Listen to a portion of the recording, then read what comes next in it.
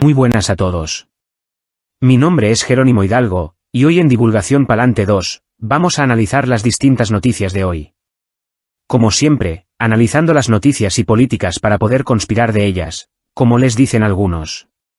Presuntamente, noticias falsas. Para la noticia principal, un homenaje al que tanto ha sabido darnos en sus obras y en sus actos. Unos momentos tan memorables como Mortadelo y Filemón con sus anécdotas en la tía, o, por otro lado, el Capitán Trueno que nos hace volver a la gallardía pasada de personas fuertes. Con lo que si no sabéis de quién os hablo aún, echarle un vistazo a la Wikipedia y la biografía de este ilustre cómico, y cuando reconozcáis al personaje y la obra, rememorar la importancia del bien de las personas y pensar que ese es el legado que mejor se nos ha otorgado.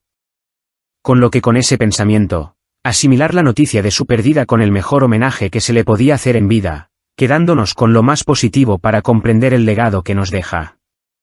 Yo, al igual que mi amigo Rubén, me quedo con el sentimiento que se me queda a la hora de recordar la vida con la perspectiva de este hombre, ya que la que les dejaremos a los nuestros está muy distorsionada para saber si es propia.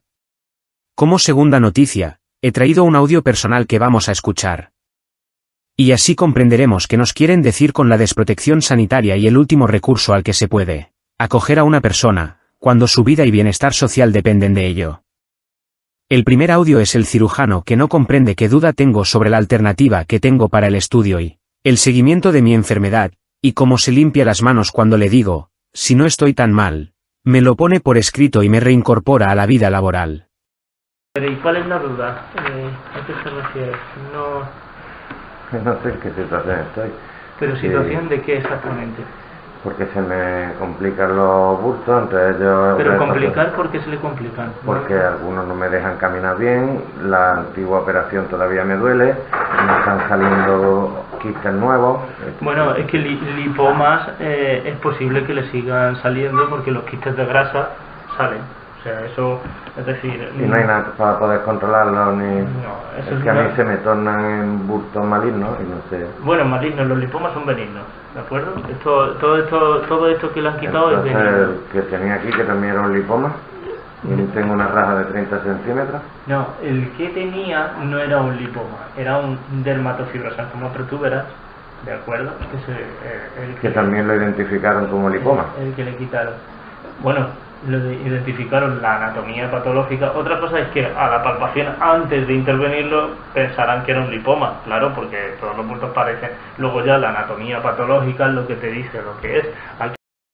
Más allá de las dudas que pudiéramos tener cualquier persona que se enfrenta a estos complejos mecanismos del sistema sanitario, entender el origen del problema y el protocolo a seguir, pero más allá de una simple explicación ciudadana, me deriva al segundo, que es la última escala en los tratamientos agresivos de cáncer, con lo que este colegiado me da a entender otra cosa. Bueno, yo le puedo informar en cuanto al tipo de enfermedad que usted le operaron, que entiendo que es lo que le preocupa, y a las opciones de tratamiento que tiene en cuanto a mi unidad y a mi servicio, que no tiene ninguno, ¿vale? A ver, usted le han operado de un tumor, que es un tumor que tiene un patrón de crecimiento local. ¿Eso qué quiere decir? Que se puede volver a reproducir en la zona en la que se ha intervenido, ¿vale? El tumor que usted le han operado es un tumor localmente agresivo, pero no metastatiza en otros órganos, ¿vale? Entonces, sí es cierto que si la enfermedad se reproduce, ¿vale?, vuelve a tener otra vez la lesión, habría que volver a plantear, volver a quitarla, ¿vale? ¿Qué pasa? Hasta un 5% de los pacientes que se operan de un tumor como el suyo, puede reproducirse la enfermedad en un grado o con un componente mayor de agresividad y de malignización, ¿vale? Y es ese subtipo de tumor el que sí puede dar lesiones a distancia, y es el tipo de tumor que seguimos y vemos nosotros en oncología médica, ¿vale? Nosotros los oncólogos médicos somos parte de los médicos que tratan y siguen a los pacientes que se diagnostican de algún tipo de cáncer, pero no hacemos el seguimiento de todas las lesiones que pivotan o que pueden a medio o largo plazo degenerar en un cáncer invasivo, ¿vale? Eso también ocurre en el carcinoma de colon o en el cáncer de mama. Es decir, sabemos que hay lesiones que si no las quitamos pueden degenerar en un cáncer invasivo, y que cuando las quitamos pues ese riesgo se minimiza muchísimo, ¿de acuerdo? Entonces todas esas lesiones que bien son tumores localmente invasivos o lesiones premalignas, generalmente no las seguimos los oncólogos médicos porque no requieren tratamiento por parte de oncología. A día de hoy el tratamiento del cáncer depende de muchos especialistas, no solo de los oncólogos. Aunque nosotros no es que seamos exclusivamente los médicos que utilizamos la quimioterapia, básicamente nuestro tratamiento consiste en aplicar fármacos para controlar el cáncer, ¿de acuerdo? Y sí, sigue siendo nuestra terapia, nuestro tratamiento habitual, o nuestro arma más común de tratamiento, la quimioterapia y fármacos derivados. Entonces, aunque no es siempre así, pero de manera general, los pacientes que no requieren tratamiento por parte de oncología, el seguimiento de su enfermedad, si hay que hacerlo, lo hacen en el área médica o quirúrgica que la trata o la diagnostica, ¿vale? Siguiendo con el ejemplo del cáncer de colon, pues si a un paciente le quitan un pólipo en una colonoscopia y es un pólipo premaligno, ese seguimiento y las colonoscopias de control se las hace digestivo. Igual que en la mama, si se le quita a una señora una lesión premaligna o un carcinoma in situ de mama que no requiere tratamiento por parte de oncología, el seguimiento lo hace en la unidad de mama o en ginecología. Pues aquí igual, a usted le han operado de un tumor entre comillas benigno, porque no metastatiza, pero que se puede reproducir, en su caso, en la niña. Y es cierto que hasta un 5% de los pacientes, cuando aparece una recidiva de la enfermedad, pues ese tumor que aparece ya sí es un tumor que puede dar metástasis. Aún así, el tratamiento seguiría siendo la cirugía. Lo que sí ocurre es que si ya la anatomía patológica habla de este subtipo, ya sí entraría en el circuito de seguimiento conjunto con oncología médica. ¿Por qué? Porque ya necesitaría pruebas de imagen a distancia, habría que hacer control de TAC de tórax y habría que hacer una serie de pruebas que ahora mismo no son necesarias, y entonces ahí sí hacemos un seguimiento conjunto, que es otra variedad de seguimiento en pacientes que se operan de un tumor, porque muchos pacientes se operan de un cáncer y no necesitan tratamiento luego, ¿vale? Y en esos casos sí hacemos generalmente seguimiento conjunto con la unidad médica o quirúrgica que diagnostica o opera al paciente y oncología médica. Pero en su caso concreto el seguimiento que tiene que hacerlo, lo tiene que hacer en cirugía, ¿vale? Porque ese tumor, lo mismo no, pero se puede reproducir otra vez. Que la cosa es que Me deja claro el tipo de mal que tengo.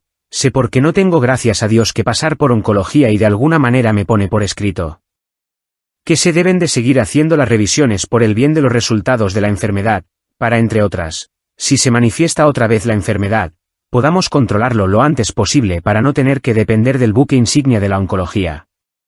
Una vez escuchado el contexto, las siguientes noticias son más plausibles de interpretar, como 12 millones de españoles prefieren ya la sanidad privada a la pública. El colapso de la sanidad pública amenaza con transferirse a la privada. Juan Abarca Cidón dice, si la sanidad pública cae, la gente viene a la privada como vía de entrada, y esa no es nuestra misión.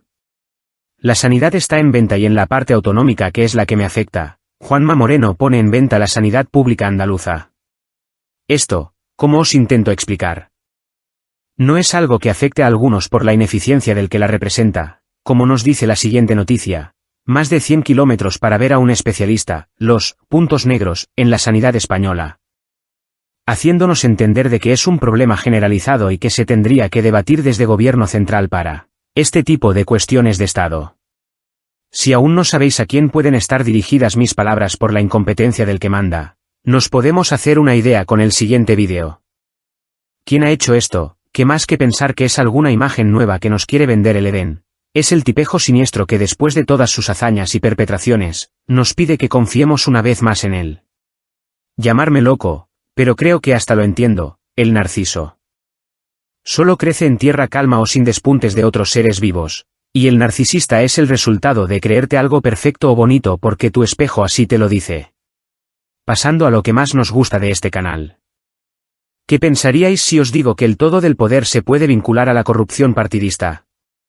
Para poneros en situación.